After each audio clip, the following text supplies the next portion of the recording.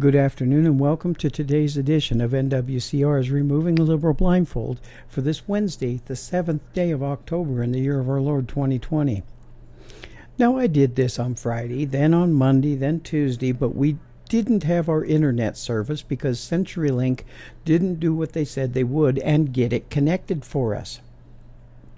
And now won't do it until Wednesday, along with charging us for doing it now, something they never told us before.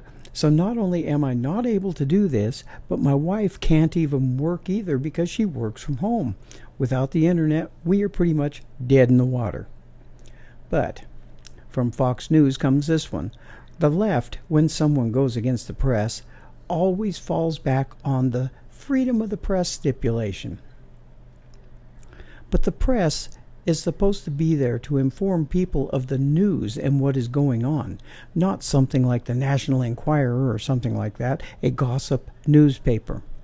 A newspaper is not an opinion place where the reporters and editors make up stuff and then use it to push their opinions on us. But that is what the leftist liberal lying media has become, an opinion platform that only shows their liberal mindset. Case in point.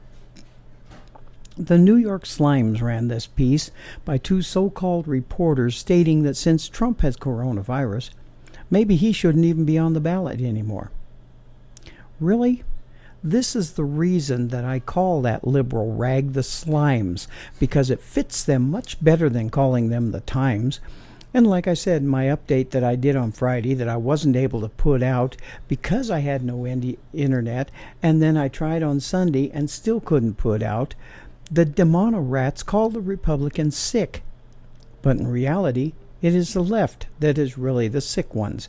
If they started showing some tolerance and common sense for anything that doesn't agree with them, then I would take that back. But for now, they are sick, with capital letters.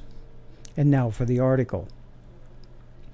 The Washington Post tweeted early Friday morning after President Trump and First Lady Melania Trump were diagnosed with coronavirus. They tweeted this. This is almost like someone hit them on the head with a hammer and the birdies were flying. The Washington Post tweeted early Friday morning after President Trump and the First Lady Melania Trump were diagnosed with coronavirus. Quote, opinion. Imagine what it would be like to never have to think about Trump again, unquote.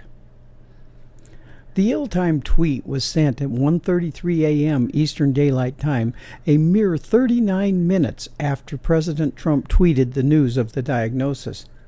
The Post's Twitter feed made the offending tweet seem like a reaction to the news, though the two articles were unrelated. The tweet linked to a column by Eugene Robinson, which had been posted early Thursday afternoon and was unrelated to the news of Trump's diagnosis. Still, the timing of the Post tweet made the column rather macabre reading. Quote, if you are like me, and you watch Tuesday's debate with a voice in your head screaming, make it stop, take heart. We have the power to do just that. We can evict President Trump from the territory he has forcefully seized in our minds. We must vote him out of our thoughts. We can remove this awful man from our collective headspace, which he has so thoroughly befouled. We can reclaim our serenity, our equilibrium, our sense of common humanity. We can return to a time when it was possible to go hours or even entire days without once thinking about what our president might be saying or doing. We can exhale, unquote. And now to remove that liberal blindfold here, folks. The media is no longer a media. The media is supposed to be a news source. And the only news sources in the country these days are places like Breitbart News, Newsmax TV, The Plays, Political Pistachio, and others who will tell the truth and the news as it happens without going to the chore of making sure that we all know that Trump is wanted and needed out of office so he doesn't destroy this nation's democracy. As for reclaiming their collective humanity, they lost that a long damn time ago, and it was not because of Trump. As for their serenity, As long as someone exists somewhere in the world that doesn't agree with them, they have none. Never have had. As for their equilibrium, then they don't have any. Never have. And getting rid of Trump won't get it back for them. As for their headspace being befouled, yes, it is, but not because of Trump, but because of their ideals. As for this being a democracy, folks, we the hell are not a democracy. That is what the left wants us to be, because a democracy is nothing more than mob rule and is one step away from socialism, which is a big part of their plan for America after all. Socialism. Why do you think that our young'uns are being taught the way they are by the socialist professors? Socialism is one step away from communism, folks, and if you want the truth about what America was formed to be, it was not a democracy. What America is a constitutional republic. Look it up. It really pisses me off that our representatives in Washington, who should know better, can't even get this one right. Nancy Pelosi, the person who is third in line for the presidency, doesn't even know what this nation really is. She always calls us a democracy and that Trump is destroying it. First off, if Pelosi was not smart enough to know what this nation is, then how the hell does she even know that Trump is destroying it or what he's destroying? I can answer that. 2 words, folks. She doesn't. And she doesn't want to know either, because she thinks she is smarter than all of us, but she is nothing more than a dummy who doesn't know her butt from a hole in the ground, and sadly a very highly paid one too. And it doesn't end with her.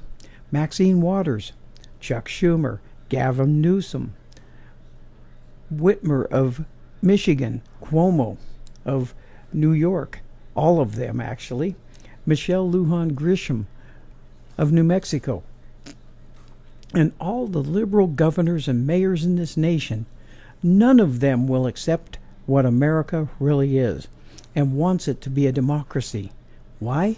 Because once it is, then it is that much closer to what they really want it to be, which is socialism. Thank you all for joining me today, and I wish to say, please subscribe to my YouTube channel and my BitChute channel also, so that you can be informed as to when my next video comes out, because Facebook always throws those of us who tell the truth in Facebook jail.